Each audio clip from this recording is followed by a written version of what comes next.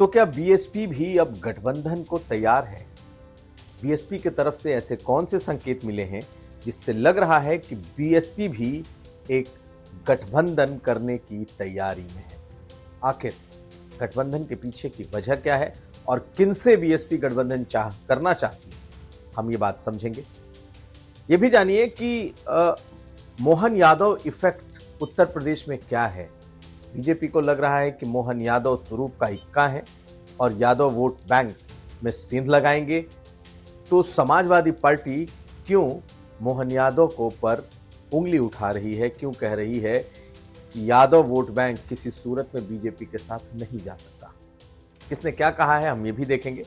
और आखिर में केशव मौर्य ने आज प्रधानमंत्री मोदी और अमित शाह से मुलाकात की और इस मुलाकात के क्या है मायने, ये तमाम खबरें आज का यूपी में। नमस्कार, मैं हूं कुमार अभिषेक, आप देख रहे हैं यूपी तक। हम हाजिर अपने न्यूज शो आज का यूपी में। तो आज सबसे पहले बात होगी बीएसपी के नए स्टैंड की। जी हां, अभी तक बीएसपी और मायावती लगातार ये कहती रही हैं कि वो चुनाव में अकेले जाएंगे, किसी के साथ कोई गठबंधन बीएसपी का नहीं होगा। तो 5 राज्यों के चुनाव में तो मायावती ने जो बातें कही थी वो बात सच साबित हुई। 5 राज्यों में मायावती अपने पुराने साझेदार या इक्के दुक्के छोटे गठबंधन को छोड़कर किसी के साथ गठबंधन में नहीं गई। लेकिन अब जबकि नतीजे आ गए हैं, बीएसपी के भीतर से अलग अलग सुर सुनाई देने लगे हैं और एक सुर ये है कि बीएसपी के दरवाजे गठबंधन के लिए खुले हुए। ये किसने कहा है? ये कहा है उमाशंकर सिंह। जी हां, उमाशंकर सिंह बीएसपी के इकलौते विधायक हैं, विधायक दल के नेता हैं और मायावती के करीबी भी माने जाते हैं। वो नेता ऐसे माने जाते हैं जिनके बारे में कहा जाता है कि अगर वो बात कह रहे हैं तो मान लीजिए कि मायावती की बात है। तो आज उमाशंकर सिंह ने ये कह दिया कि वो गठबंधन के खिलाफ नहीं है, उनकी पार्टी गठबंधन के खिलाफ नहीं है और वो गठबंधन में जा सकते। शर्त एक है। शर्त क्या है? शर्त है कि ऐसी पार्टी के साथ वो गठबंधन में जाएंगे जो अपना वोट बसपा को ट्रांसफर कराने की कुव्वत रखती है। यानी कि सिर्फ गठबंधन से नहीं होगा, उस पार्टी के साथ जाएंगे जो उनका वोट ले तो अपना वोट भी ट्रांसफर कराए। पहले सुनिए क्या कह रहे हैं उमाशंकर सिंह। माननीय बहन जी ने उसमें साफ कहा, हम लोग की बैठक में भी माननीय बहन जी ने कहा कि भाई देखो, गठबंधन के हमको तो 2024 पे फोकस करना है और आप लोग गठबंधन की बात कार्यकर्ता करते हैं, लेकिन गठबंधन हम उसी से करेंगे जिस पार्टी का वोट हमें भी ट्रांसफ़र हो जाए। अगर ऐसी कोई पार्टी हमको नहीं मिलती है तो फिर हम अकेले लड़ना बेहतर समझेंगे, इसलिए कि हम जिसके साथ गठबंधन करते हैं उसको तो हम अपना वोट दिला देते हैं, लेकिन उसका वोट हमें नहीं मिल पाता है। तो बहन जी ने इस बात के लिए गुंजाइश रखा कि अगर हमको ऐसी पार्टी से अगर मतलब हम गठबंधन करेंगे जिसका वोट हमें भी मिल जाए, तब तो हम विचार करेंगे। अगर वैसा कोई विकल्प हमारे पास नहीं है तो फिर हम अकेले लड़ेंगे। और उसमें चूँकि समय से पहले, चूँकि मान लीजिए लोकसभा का चुनाव होना है, आकाश जी कल ही से एकदम उनको उसमें आ गए अपने दायित्व में, तो अब इसमें इसका फायदा हमको लोकसभा के चुनाव में मिलेगा। तो आपने सुन लिया, इसका मतलब यह है कि बीएसपी के भीतर कहीं ना कहीं गठबंधन को लेकर एक सीरियस चर्चा इस वक्त चल रही है और वो सीरियस चर्चा है कि गठबंधन तो किया जाए, लेकिन गठबंधन में साथ किसके जाया जाए या कौन सी ऐसी पार्टी है जिसे साथ में लिया जाए। बीजेपी तो रूल्ड आउट है, बीजेपी के साथ बसपा गठबंधन में नहीं जाएगी, बीजेपी बसपा के साथ गठबंधन में नहीं है। तो क्या समाजवादी पार्टी है जिसके साथ बीएसपी गठबंधन कर सकती है, या इंडिया गठबंधन में बीएसपी जाएगी, या कांग्रेस पार्टी से कुछ अलग से बसपा की पींगे बढ़ रही हैं। जिस तरीके से उमाशंकर सिंह ने संकेत किया है कि वो पार्टी जिसका अपना वोट बैंक बसपा की तरफ भी आ सके, उसके साथ गठबंधन बीएसपी कर सकती है। बीएसपी और सपा एक गठबंधन कर चुके हैं। बीएसपी और सपा के बीच की जो दूरी है वो बिल्कुल साफ दिखाई देती है। ऐसे में निश्चित तौर पर कहीं ना कहीं एक गठबंधन की तरफ इशारा है और वो गठबंधन है कांग्रेस और आरएलडी का। कांग्रेस के पास ऐसा अपना कोई वोट बैंक नहीं है, लेकिन यह माना जा रहा है कि कांग्रेस और बसपा अगर एक साथ आते हैं तो मुसलमानों का जो वोट है वो बड़ी तादाद में इस गठबंधन को जा सकता है। दूसरी तरफ अगर आरएलडी साथ आती है तो आरएलडी में जो अपना उनका जाट वोट बैंक है उसका भी एक बड़ा हिस्सा ट्रांसफर हो सकता है। लेकिन क्या इंडिया गठबंधन में रहते हुए यह संभव है कि समाजवादी पार्टी को छोड़ दिया जाए, उसे अलग थलग कर दिया जाए?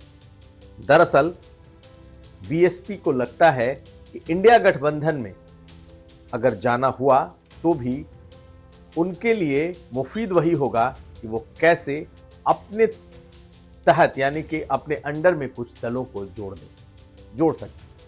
ऐसे में इशारा किस दल की तरफ खुलकर है ये तो कहना मुश्किल है, लेकिन मायावती की पार्टी की तरफ से इतना इशारा भर किया जाना कि वो गठबंधन को तैयार हैं, ये बेहद अहम है। हम आपको बसपा से जुड़ी एक और बात बताएंगे। ये तो हुई गठबंधन की बात कि बीएसपी कैसे गठबंधन को सोच रही, लेकिन जिस मीटिंग में मायावती ने आकाश आनंद को अपना उत्तराधिकारी घोषित किया, उसी मीटिंग में एक और बात निकलकर सामने आई, और वो बात भी ऐसी है जो कि बीएसपी के भीतर पहली बार सामने आई। मायावती ने अपने करीबी लोगों से मीटिंग के दौरान ये कहा है कि जो जिताऊ कैंडिडेट है उसके लिए जो किताब है, किताब का वजन मायने नहीं रखता। मतलब साफ है, जो लोग बीएसपी की राजनीति को समझते हैं वो इसका अर्थ जानते हैं। बीएसपी भी हमेशा खुलकर कहती रही है कि उसके पास कोई देश के उद्योगपति नहीं है जो उन्हें चुनाव लड़ाएं। उनके पास उनका काडर है, उनके पास चुनाव के दौरान मिलने वाला चंदा है। ऐसे में एक पैराडाइम शिफ्ट दिखाई देता है बीएसपी के भीतर, कम से कम इस बार टिकट बंटवारे को लेकर। टिकट बंटवारे यानी कि कैंडिडेट्स को लेकर अमूमन ये माना जाता है कि जो भी कैंडिडेट बसपा से लड़ता है उसे खर्चा बहुत करना पड़ता है, यानी कि उसके पैसे बहुत लगते हैं। लेकिन इस बार जो बात उस मीटिंग में निकली कि अगर कोई जिताऊ कैंडिडेट है, यानी वो अपने दम पर जीतने की हैसियत रखता है या उसके पास अपना बड़ा वोट बैंक है, तो फिर मान लीजिए उसे फिर बाकी खर्च करने की जरूरत नहीं, यानी कि पार्टी में पैसे देने की जरूरत नहीं है। यानी कि अगर कोई जीतने वाला कैंडिडेट है तो वो फिर पैसे की चिंता ना करे, बीएसपी उसे चुनाव लड़ाएगी। ये एक बड़ा शिफ्ट है पार्टी की सोच में।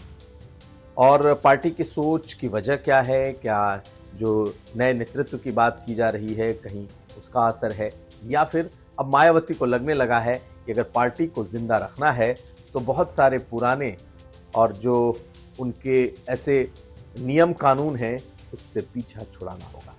यानी इस बार अगर किसी को बीएसपी का टिकट चाहिए और अगर वो अपने क्षेत्र में जीतने की हैसियत में है, यानी कि अच्छी खासी उसकी फॉलोइंग है, तो फिर उसे शायद पैसे का कम सोचना पड़ेगा। यानी कि ये एक अहम बदलाव बीएसपी के भीतर। अब अगली खबर। और अब आज बात बीजेपी की, और बीजेपी की इसलिए क्योंकि उत्तर प्रदेश में बीजेपी के कई नेता ये दावा कर रहे हैं कि मोहन यादव के मध्य प्रदेश के मुख्यमंत्री बनने के बाद अब यादव वोट बीजेपी की तरफ आ जाएंगे।